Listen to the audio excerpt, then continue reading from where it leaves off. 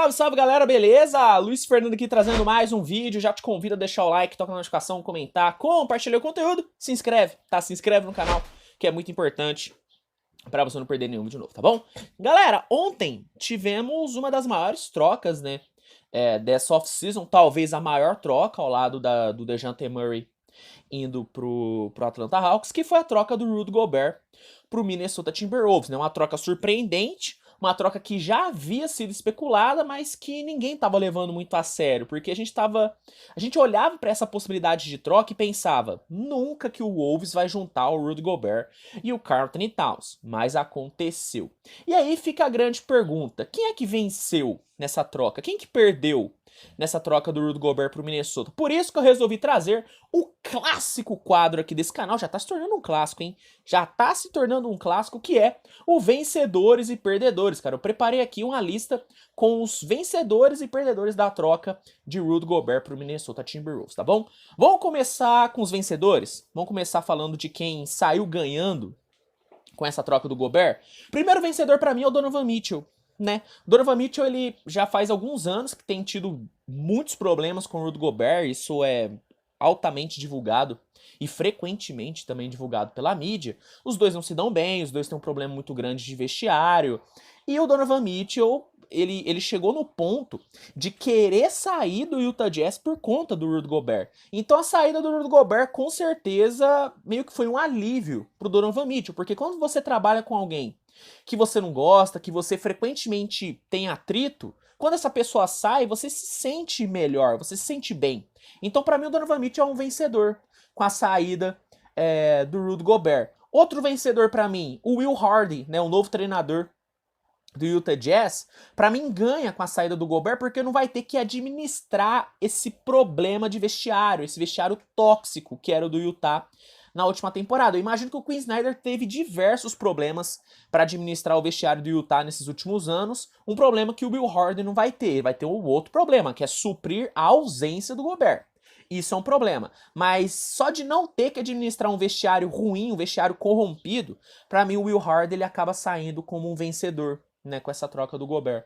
Outro vencedor, Whiteside, né, o Hassan Whiteside, né, pivô reserva do Utah Jazz, muito provavelmente vai ganhar uma minutagem muito maior com a saída do Rudy Gobert, né? Ele é um bom bloqueador, é um bom reboteiro, deve sim ganhar alguma minutagem e deve ganhar também uma renovação boa, né, cara? Assim que o contrato do Whiteside acabar, muito provavelmente o Utah deve renovar com o Whiteside para não perder ele, né? Porque perder dois pivôs numa só janela é osso. Então, para mim, o Hassan Whiteside acaba saindo como vencedor porque ele ganha mais minutos com a saída do Gobert.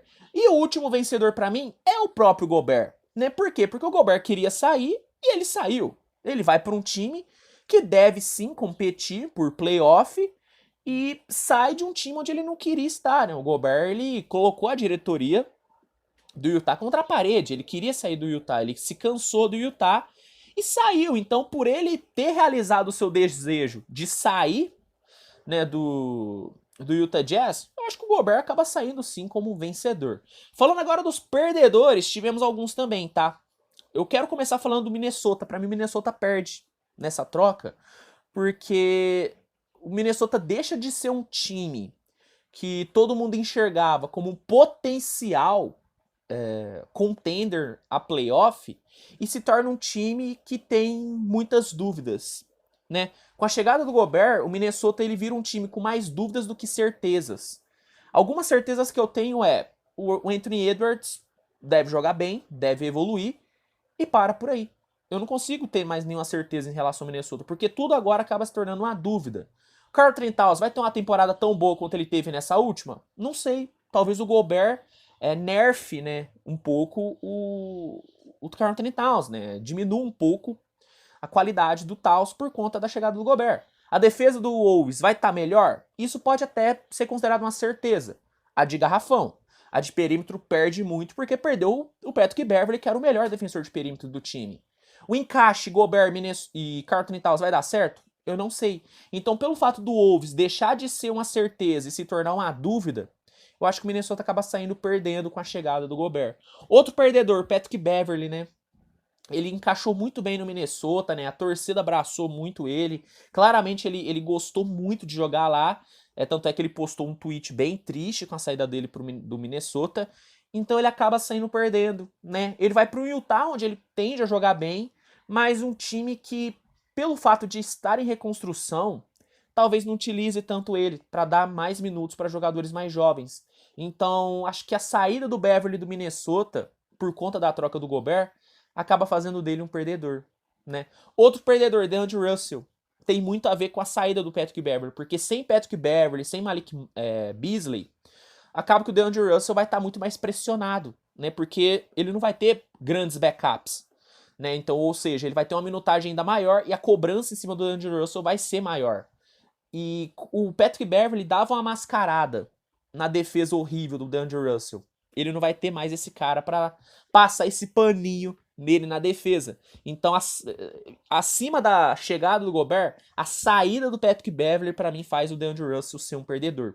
E o último perdedor para mim é o Tim Connelly, o novo GM do Minnesota. Começa já sendo considerado um maluco, né? Ele começa o seu trabalho como GM no Minnesota já sendo criticado, porque tá todo mundo falando que ele foi maluco. Porque é importante salientar, eu vou até pegar aqui para vocês, que pro Gobert chegar no Minnesota, o Minnesota teve que abrir mão de 5 jogadores, sendo 2 fixos na rotação, que eram o Beasley e o Patrick Beverly, e abriu mão de 4 picks de primeiro round. 4 picks de primeiro round. É simplesmente doideiro que ele teve que abrir mão para ter o Rudy Gobert. Então, pelo fato dele já começar fazendo uma troca que tá todo mundo dizendo que foi absurda, para mim o Tim Connelly ele sai como perdedor, ele sai queimado, ele sai taxado como um GM maluco. Se der certo, ele vai ser considerado um gênio. Mas se der errado, que tem grande chance de dar errado, hoje eu vejo o Gobert no Minnesota tendo mais chance de dar errado do que de dar certo. Se der realmente errado, o cara vai ser taxado como um GM horroroso. Então, para mim, o Tim Connelly, por já ter começado fazendo uma troca muito criticada, para mim ele acaba saindo como perdedor nessa troca do Rudy Gobert. Mas e para você? Quem é que sai ganhando? Quem é que sai perdendo com a chegada do Gobert no Minnesota? Comenta aqui que eu quero saber. Curtiu o vídeo? Deixa o like, se inscreve, ativa as notificações porque hoje vai ter vídeo pra caramba, né, cara? Free Agency tá pegando fogo, então fica ligado, ativa as notificações porque toda novidade você vai saber em primeira mão aqui no canal. E é isso, tá bom? Obrigado a todo mundo pela audiência, um grande abraço e a gente se vê no próximo vídeo. Tchau, tchau, turma, tamo junto.